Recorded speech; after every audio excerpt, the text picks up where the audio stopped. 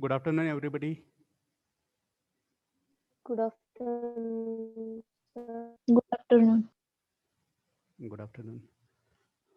Am I audible properly? Yes, sir. Yes, sir.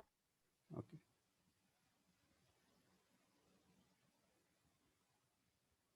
Can you see my screen? Is it Yes, Yes, visible? sir. sir. Okay.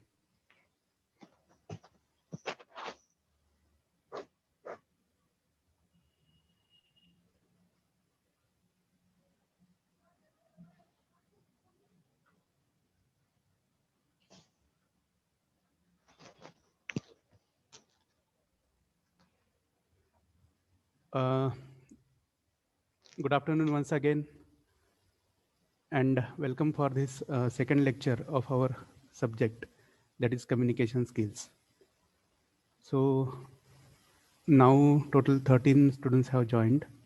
So let's wait for 2 minutes, and after that we'll continue with our discussion.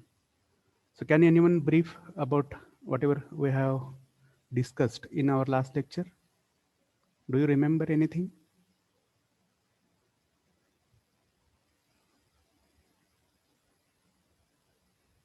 Hello? Can anyone brief about our previous discussion? Or you have forgotten everything?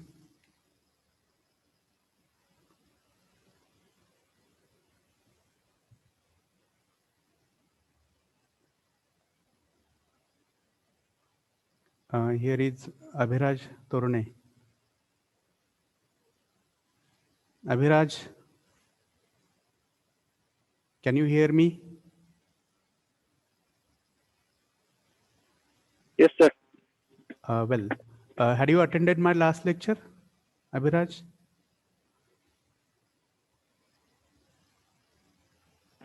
केलता sir Were you present? केलता sir network problem असल्यामुळे sir range येत नव्हती. Okay, okay. So can you tell it in English?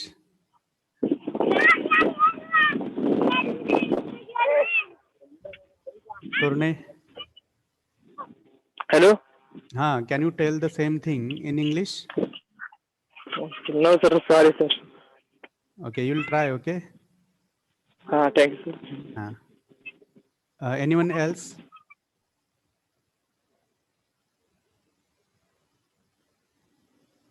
Can anyone else brief about our previous discussion? What is a business communication? Here is Akansha Pawar, right? Hello? Yes. What is business communication? Then what? Hello, sir. Yes, go ahead.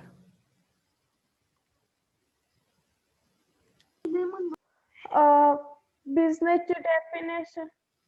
Yes. What is business? So can you define business?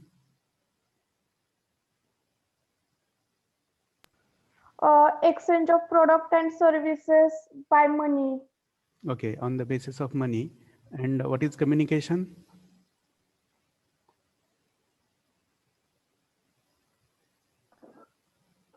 Communication is the thoughtful, Hmm. logical process Hmm. of sharing Good. Huh. information. Exchanging our thoughts, ideas, information, emotions Very good. for one person to another person. Okay, and sometimes a group of people. Yes or no? People. Correct. Yes. Very good. After that, we had seen one organizational structure. Do you remember? Yes. Yes, sir. Okay, very good. Yes, And, sir. and after that, we had discussed the different types of communication. Do you remember which are the two types of communication?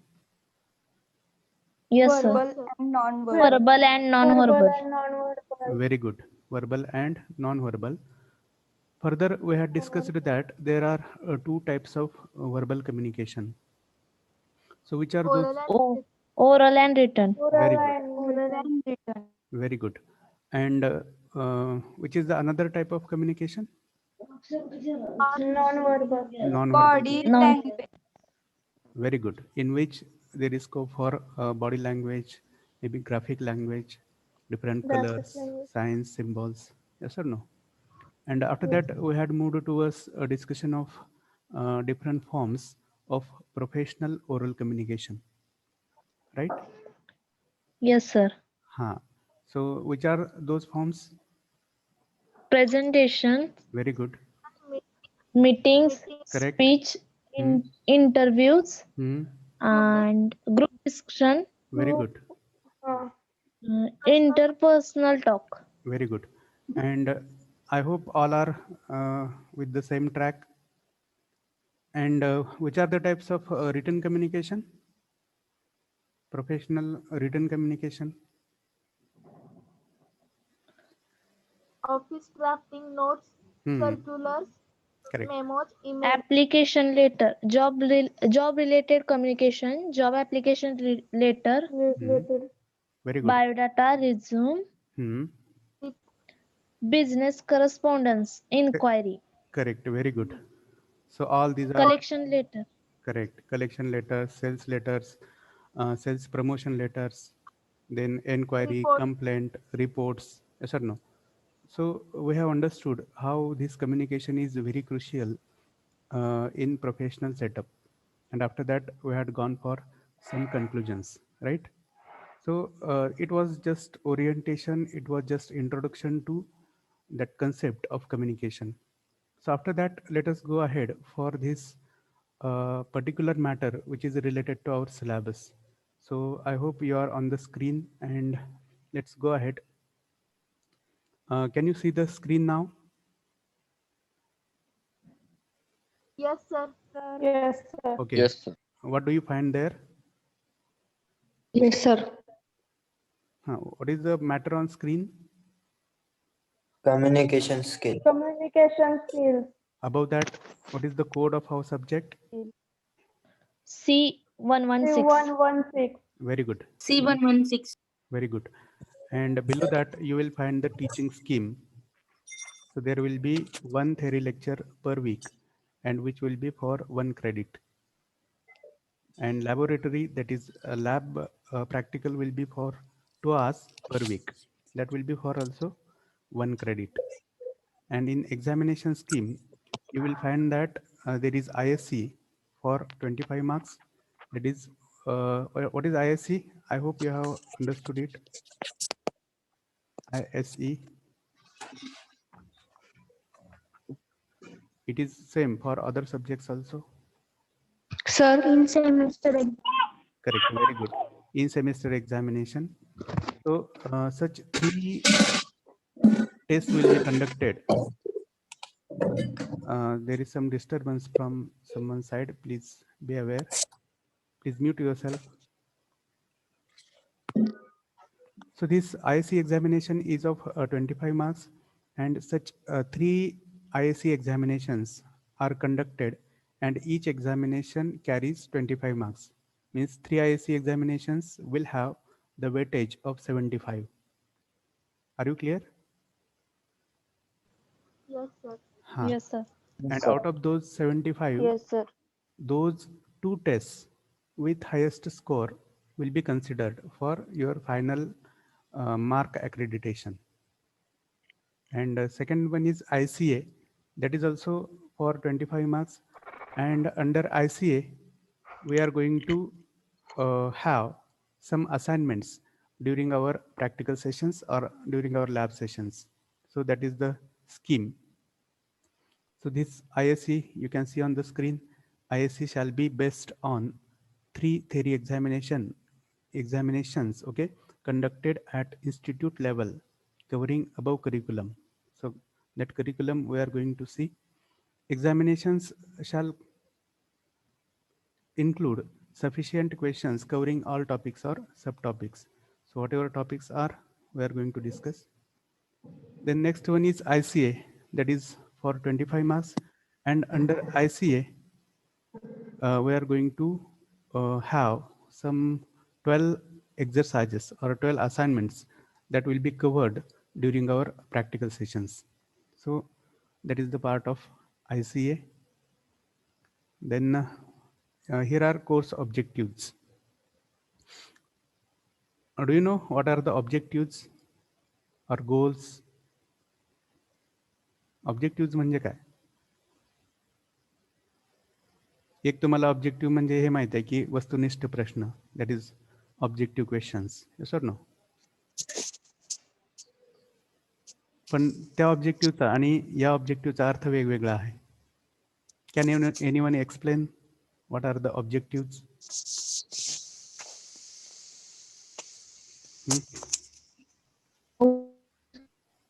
You might have learned the same in case of other subjects also. What are the objectives? Outcomes. No, outcomes are different and objectives are different. उद्देश, correct. त्याला आपण म्हणतो हेतू, उद्देश, किंवा आपलं जे target असते, आपलं जे ॲम्बिशन असते, आपलं जे मोटिवेशन असते, त्याला आपण काय म्हणतोय? ऑब्जेक्टिव्ज. मग असं बघा की तुमचा इंजिनिअरिंगचा सिलेबस, तुमचे इंजिनिअरिंगचे विषय डिसाईड करताना त्या प्रत्येक सब्जेक्टच्या मागं काहीतरी ऑब्जेक्टिव्ज आहेत, काहीतरी हेतू आहेत. आणि आपण जे शिक्षण घेतोय ते असं निरर्थक नाही आहे की त्याला काहीच गोल नाही आहे, काहीच एम नाही आहे आणि जस्ट ठेवायचं म्हणून ठेवलं आहे, असं काही नाही आहे, लक्षात घ्या. तर ऑब्जेक्टिव्ज हे काय आहे, तर स्पेसिफिक उद्देश आहेत की ज्या उद्देशानं हा तुमचा कम्युनिकेशन स्किलचा विषय तुमच्या इंजिनिअरिंगच्या सिलेबसमध्ये इन्क्लूड केलेला आहे. So what is the first objective? You can see here, to make students understand English grammar and its application in communication. बघा, तर पहिला उद्देश काय आहे? To make students understand. विद्यार्थ्यांना हे समजून घ्यायला भाग पाडायचं किंवा समजून घेणं अपेक्षित आहे. काय तर इंग्लिश ग्रामर, त्याला आपण इंग्लिशचं व्याकरण म्हणतोय, अँड इट्स ॲप्लिकेशन, आणि जे काही व्याकरणाचे नियम आहेत, ग्रामरचे रूल्स आहेत, ते आपल्या कम्युनिकेशनमध्ये कसे अप्लाय करायचे हे आपण शिकून घेणं अपेक्षित आहे. तर can anyone tell in what sense do we use continuous present tense? बघा, एक साधा प्रश्न मी तुम्हाला विचारतोय. प्रेझेंट कंटिन्युअस टेन्स हा एक काळ आहे, टेन्स आहे, तो कोणत्या उद्देशानं आपण वापरतो? कोणत्या गोष्टी, कोणत्या क्रिया आपण त्याच्यामधून व्यक्त करत असतो? क्रिया चालू आहे. व्हेरी गुड, चालू आहे. Very good. जसं की आता मी म्हणू शकतो, I am teaching, you are listening, sir ना. मग मी असं जर म्हटलं की आय विल टीच, बघा मी सध्या शिकवतोय आणि मी म्हणतोय I will teach, am I right? Have I applied my knowledge of grammar here? Hello everybody. हां, No. Very good. That is what we need to understand. म्हणजे माणसांची जी भाषा आहे, त्या भाषेचे जे नियम आहेत, ते जर त्या माणसांकडून योग्यपणे ॲप्लाय केले गेले, वापरात आणले गेले, तर ते कम्युनिकेशन अर्थपूर्ण होतं. Otherwise that communication fails and a gap happens in communication. तर हे आपल्याला समजणं गरजेचं आहे. Then second objective is to develop writing skills amongst students. विद्यार्थ्यामध्ये रायटिंग स्किल्स डेव्हलप करणं, रायटिंग गरजेचं आहे. Is it necessary? Is it an important Yes, sir. Skill? Yes sir. Yes. Yes, sir. मग कशा सेन्सनी ते इम्पॉर्टंट आहे हे आपण नुकतंच चर्चा केलेली आहे, with reference to those different forms of professional written communication. त्याच्यामध्ये तुम्ही सांगितलं की लेटर्स आहेत, ईमेल आहे, रिपोर्ट्स आहेत. Are you getting or not? Yes. हां, व्हेरी Yes. गुड. Good.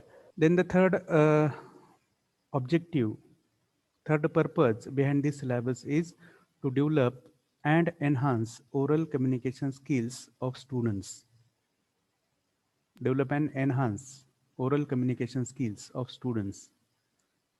म्हणजे आपण जे तोंडी संभाषण करतोय ते अधिकाधिक योग्य पद्धतीनं होणं हे गरजेचं आहे. कशासाठी? तर एक परफेक्ट, एक प्रॉपर प्रोफेशनल व्यक्ती बनण्यासाठी. तर ते स्किल्स आपले डेव्हलप झाले पाहिजेत. हा एक तिसरा उद्देश या सिलेबस मागे आहे. Then the fourth purpose is to nurture reading and comprehension skills of the students. आता टू नर्चर म्हणजे काय? Can anyone tell? To nurture reading and comprehension skills. एखादी गोष्ट आपण नर्चर करत असतो म्हणजे काय करत असतो? पालन पोषण. Very good. पालन पोषण करणे, संगोपन करणे. मग कशाचं संगोपन करायचं आहे? तर रीडिंग म्हणजे काय? वाचनाची सवय लावणं. वाचन. करेक्ट. वाचन ही जी सवय आहे किंवा ती एक हॅबिट आहे, तिचं संगोपन करणं म्हणजे वाचनाची सवय लावणं थोडक्यात. आणि comprehension skills of the students. Comprehension म्हणजे काय? बघा, रीडिंग आणि comprehension, these are two related skills.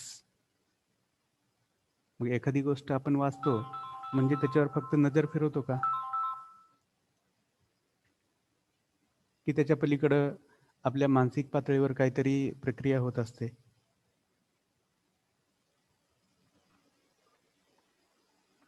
Can anyone tell? आकलन. करेक्ट. आकलन. Very good. The perfect Marathi word is आकलन. आकलन म्हणजे काय? तर जे काही आपण वाचलंय त्याचा अर्थ समजणं. Yes or no? आणि त्याच्या पलीकडे काय? तर योग्य ती क्रिया करणं. कम्युनिकेशनमध्ये अपेक्षित काय आहे? मागे मी सांगितलंय की stimulus and response. I hope you remember this. Stimulus म्हणजे काय? तर एक प्रेरणा. आणि रिस्पॉन्स म्हणजे काय? तर त्या प्रेरकाला दिलेली प्रतिसाद किंवा प्रतिक्रिया. Very good. तर तेच याच्यामध्ये परत तुमच्याकडून अपेक्षित आहे. Then the fifth objective is to prepare students for professional written communication. बघा, विद्यार्थ्यांना तयार करणं, त्यांना बनवणं कशासाठी? For professional written communication. व्यावसायिक जे लेखी संभाषण आहे, लेखी कम्युनिकेशन आहे, त्यासाठी तुम्हाला योग्य पद्धतीनं प्रिपेअर करणं. मग त्याच्यामध्ये कोणता काळ वापरायचा, अ कुठं वापरायचं, ॲन कुठं वापरायचं, हॅव कुठं वापरायचं, हॅज कुठं वापरायचं, डीड कुठं वापरायचं, विल कुठं वापरायचं.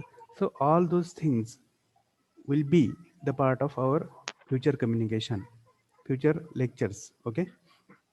Then the next purpose of this syllabus is to prepare students for competitive exams with focus on verbal ability.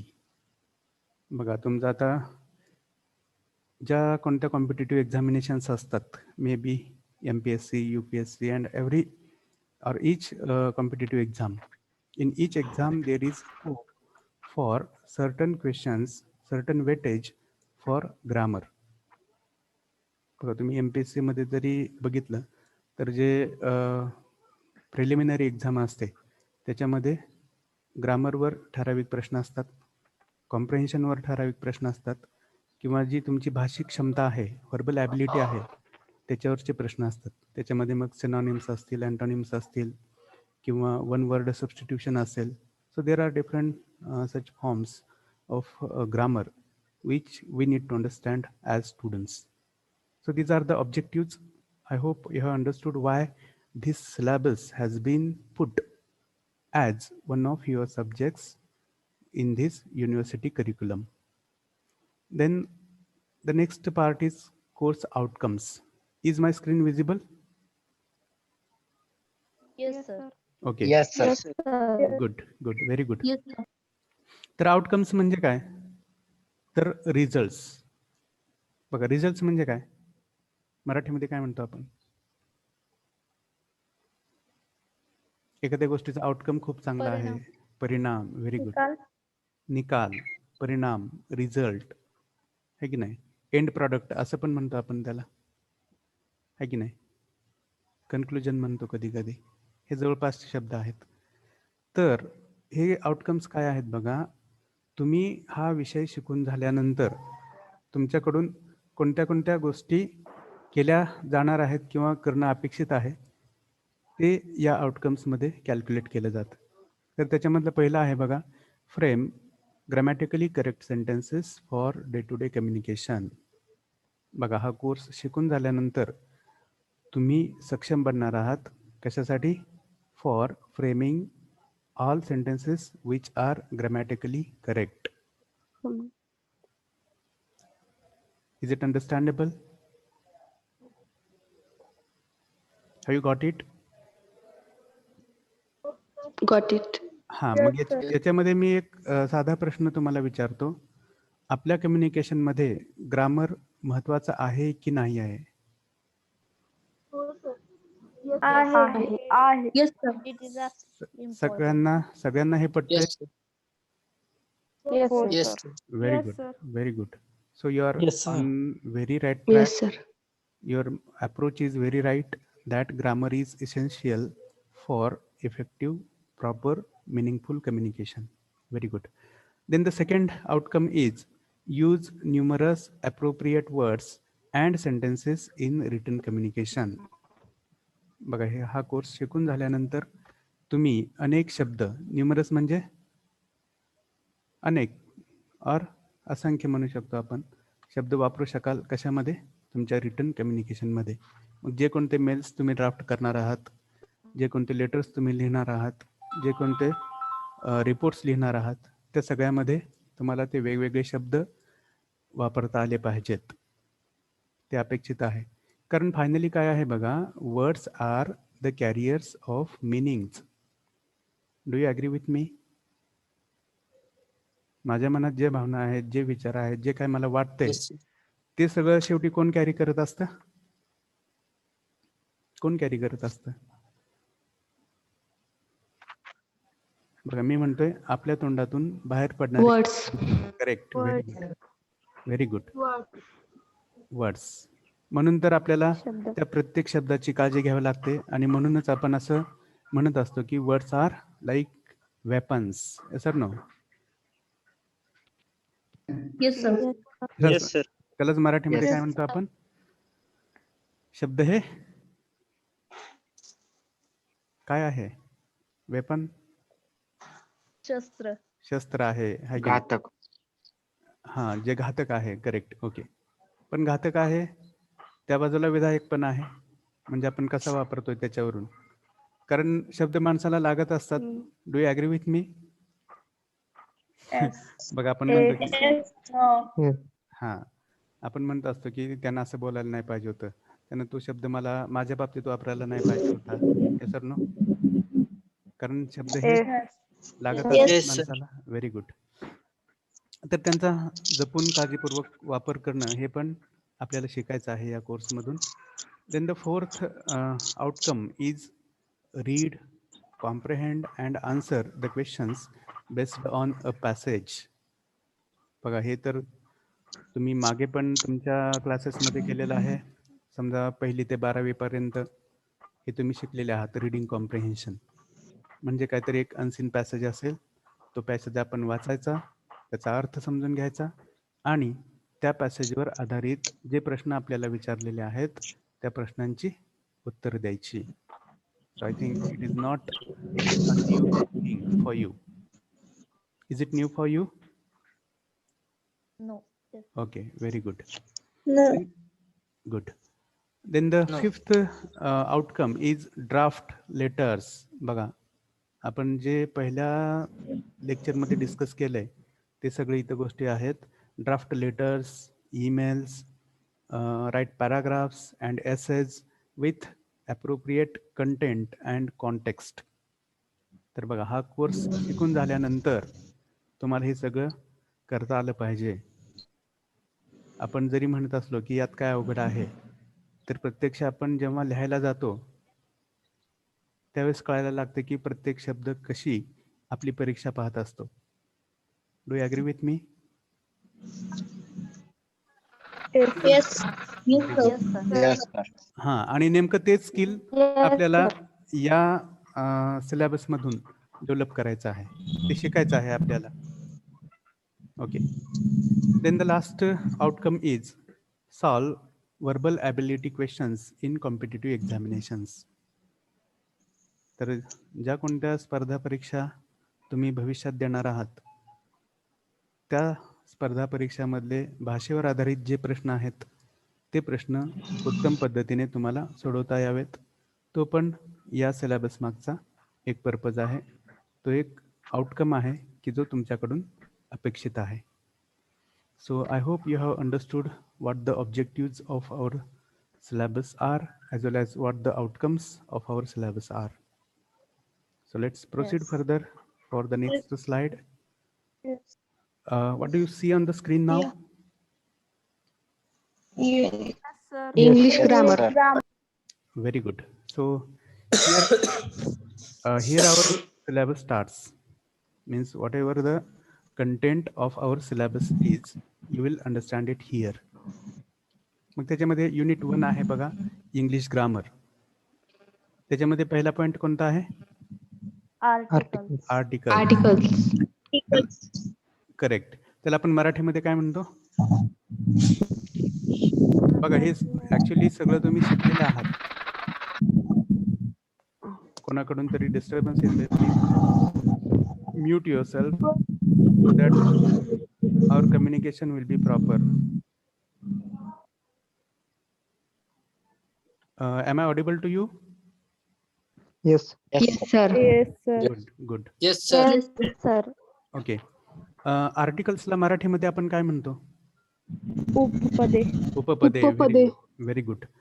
आणि बघा, जो काही पार्ट आपण शिकणार आहोत, already you have learn the same part during your school days, during your high school days, और may be in 11th और 12th standard. मग आर्टिकल्स हे 3 असतात. Do you know? And the. Very good. and the. तर बघा, मग कुठं वापरायचं, अँड कुठं वापरायचं, द कुठं वापरायचं, याचे ठराविक असे नियम आहेत. There are specific rules about the use of these 3 articles. मग याच्यामध्ये आपल्याला बऱ्याच साऱ्या गोष्टी माहीत असाव्या लागतात.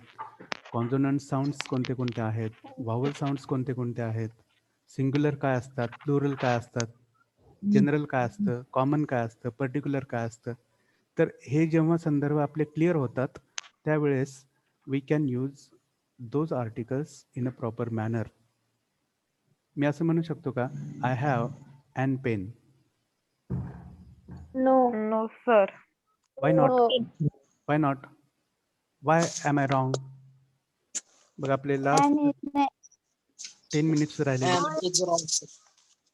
ओके. मी एक गोष्ट सांगतोय, आपले लास्ट 10 मिनिट्स राहिलेले आहेत. याच्यामध्ये जे काही कम्युनिकेशन होईल तिथपर्यंत आपण करूयात, राहिलेलं आपल्या पुढच्या लेक्चरमध्ये असेल. Okay, let's come back to our point. मी असं का नाही म्हणू शकत, I have an pen? and हे वर्ड्स and हे आहे ना, AEIOU असल्यावर वापरतो. Very good, very good, Sound झालं. Very good.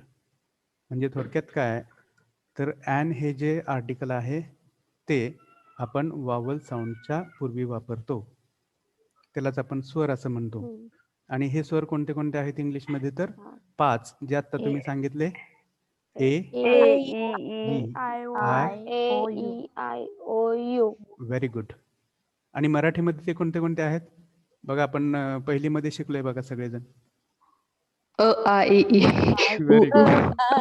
E. Yes or no? बघा, अ पासून तर आहा पर्यंत. पर्यंत. हा, हे सगळे काय आहेत? स्वर. स्वर. करेक्ट. मग जेव्हा कधी तुमच्या बोलण्यामधून हे स्वर पुढे असतील, तर त्याच्या आधी आपण काय म्हणायचं? ॲन,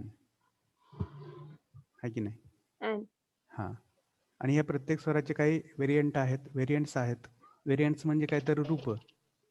बघा, जसं अ चा व्हेरियंट काय आहे? ॲ आहे, अ आहे की नाही? ॲ आहे, आहे. अम आहे. Are you getting or not? Yes. Okay. Yes. Yes. तो एक यास नाही म्हणायचे, एस म्हणायचं. ओके. हा ते पण शिकायचं आहे आपल्याला. ओके. हा बघा, काय म्हणायचं, कसं म्हणायचं, काय योग्य आहे, या सगळ्या गोष्टी आपण डिस्कस करणार आहोत. Then let us go to next point, that is nouns. बघा, तुम्हाला असं वाटत असेल की आपण आता हायस्कूलकडे चाललोय हळूहळू. Yes sir no? Yes. हा Yes, sir. Very good. मग सांगा, कोण Yes. सांगते नाउन्स म्हणजे काय असतात, कुठे वापरतो आपण, वाक्यामध्ये ते काय प्रज्ञा. म्हणून? हा The visible things are nouns very good, or non-visibles also. Very good, very good. म्हणजे काय तर what ever visible and invisible, त्यालाच तुम्ही म्हणू शकता मटेरियल अँड इमटेरियल, किंवा त्यालाच तुम्ही म्हणू शकता टँजिबल अँड इनटँजिबल, है की नाही? हा, किंवा त्याला तुम्ही म्हणू शकता कॉन्क्रीट आणि abstract. Are you getting or not? तर या Yes. सगळ्या गोष्टींची नावं जी आहेत त्याला आपण नाउन्स असं म्हणतो. बघा, मग तुम्ही असं कदाचित म्हणाल की यातून काहीच सुटत नाही. नाउन या संकल्पनेतून कोणतीच गोष्ट सुटत नाही, आहे की नाही? प्रत्येक गोष्टीला आपल्या आजूबाजूचे अस्तित्व आहे की नाही? वेगवेगळं अस्तित्व हो. आहे, है की नाही?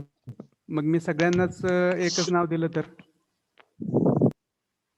What will happen?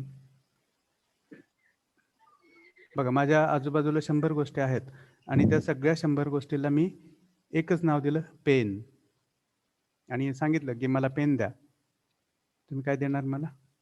सगळ्या 100 गोष्टी देणार. कारण मला लहानपणापासून असं शिकवलं गेलंय, समजा की आपल्या आजूबाजूला सगळं जे काही असतं त्याला पेन म्हणतात. असं आहे का आपल्या कम्युनिकेशन मध्ये? आहे का? नाही. नाही आहे. नाही. बघा, म्हणजे माणसं किती हुशार आहेत. माणसं मेंदू म्हणजे माणसं प्राण्यापासून वेगळी का आहेत? तर बघा, या सगळ्या गोष्टी आहेत की ज्यामुळं माणसं ही विशिष्टच आहेत, वेगळीच आहेत सगळ्यांपासून. आपल्यासारखी जी कम्युनिकेशनची स्ट्रॉंग सिस्टीम आहे ती प्राण्यामध्ये नाही आहे. आपण प्रत्येक गोष्टीला वेगवेगळं नाव दिलंय. साधं आपला हात जरी घेतला तरी एका बोटाला आपण करंगळी म्हणतो, एकाला अजून काय म्हणतो, अंगठा एकाला म्हणतो, अनामिका, अनामिका. अनामिका, तर्जनी कशाला म्हणतात? करेक्ट. सर्जरी. हा, त्याच्यामध्ये पण एकाला बोट म्हणतो आणि दुसऱ्याला नख म्हणतो, है की नाही? नख वेगळं, बोट वेगळं. म्हणजे एवढं स्पेसिफिकेशन आपल्या कम्युनिकेशन मध्ये आहे. मग आपला बऱ्याचदा कम्युनिकेशन मध्ये प्रॉब्लेम असतो की आपल्याला शब्द माहीत नसतात, नाउन्स माहीत नसतात, आणि मग आपण म्हणत असतो की मला ते ते हे दे, ते ते हे हे, है की नाही? हे हे ते ते आपण कधी वापरतो? कधी वापरतो? ते ते. नावच माहित नसेल. एक्झॅक्टली नाव माहित नसलं. Very नाव good. माहित नसतं. करेक्ट. ओके. तर म्हणजे व्होकॅब्युलरी डेव्हलपमेंट हा पण एक आपला प्रॉब्लेम आहे, किंवा व्होकॅब्युलरी नसणं ही एक गोष्ट आहे की ज्याच्यामुळं आपलं कम्युनिकेशन हे सक्सेसफुल होत नाही. Do you agree? Yes sir no? Yes. Yes sir. Okay. Yes sir. Okay. तर हे लक्षात घ्या. त्याच्यानंतर आपण ह्याच्यामध्ये डिटेल्समध्ये जाणार आहोत प्रत्येकाच्या. पुढचा घटक कोणता दिसतो इथे तुम्हाला? Which is the third? Pronouns. Nouns. Pronoun. Very good. काय म्हणतात त्याला मराठीमध्ये? सर्वनाम. सर्वनामे. सर्वनामे. ओके, सर्वनाम. सर्वनाम. काय कन्सेप्ट आहे त्याची? काय डेफिनेशन आहे? कुठं वापरतो आपण? कोणतं कोणतं आहे? नामाच्या जागेला नामाबद्दल विशेष माहिती सांगतो. विशेष माहिती? नो. No. नामाच्या ऐवजी वापरल्या जाणाऱ्या शब्दाला सर्वनाम करेक्ट, म्हणतात. करेक्ट. नामाच्या ऐवजी वापरला जाणारा जो शब्द आहे त्याला सर्वनाम असं म्हणतो. पण ही फक्त व्यक्तिवाचक सर्वनामाबद्दलची एक डेफिनेशन आहे. बघा आता मी काय म्हणतोय. नामाच्या ऐवजी वापरला जाणारा शब्द ही जी व्याख्या आहे सर्वनामाची ती फक्त व्यक्तिवाचक सर्वनामालाच लागू पडते. म्हणजे आपण महेश असेल तर तो म्हणतो, वडील असतील तर ते म्हणतो, राईट. सीमा असेल तर फॉर एक्झाम्पल ती म्हणतो, आपल्या मॅडम असतील तर त्या म्हणतो, आहे की नाही. तर हे जे तो, ती, ते, त्या आहेत हे सगळे काय आहेत? These are substitutions. What do mean by substitutions किंवा अल्टरनेटिव्ह? अल्टरनेटिव्ह आहेत की नाही त्या व्यक्तीबद्दल. बघा जसं की तुम्ही सर्वजण 50 जणांचा ग्रुप आहे तर मी तुम्ही म्हणतोय. मी एकटा आहे तर मी म्हणतोय, आय म्हणतोय, आहे की नाही. म्हणजे I, we, you, he, she, it, they, They. somebody, no one, nobody, everyone, everybody, आहे की नाही. हे सगळे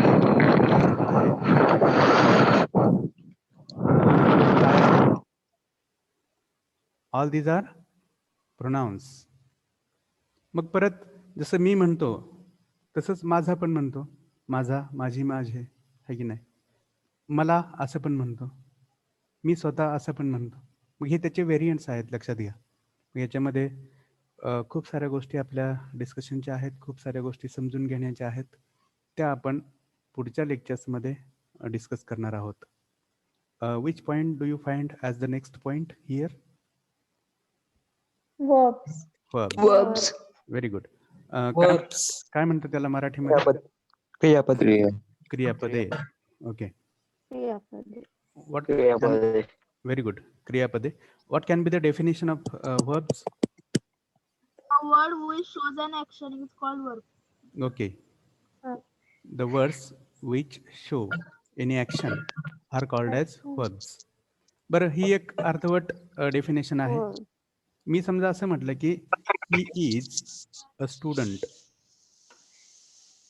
He is. हा, he is a student. याच्यामध्ये क्रियापद कोणतं आहे? ही इज अ स्टुडंट या वाक्यामध्ये क्रियापद कोणतं आहे? Is.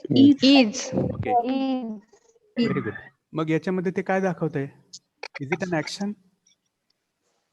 The word which completed the meaning of sentence. Very good. This is another dimension we can say of verb. एकतर ते क्रिया दाखवत असतात, एकतर ते वाक्य पूर्ण करत असतात, अजून काय करत असतात की जे या वाक्यामध्ये तुम्हाला पाहायला मिळतंय. He is a student.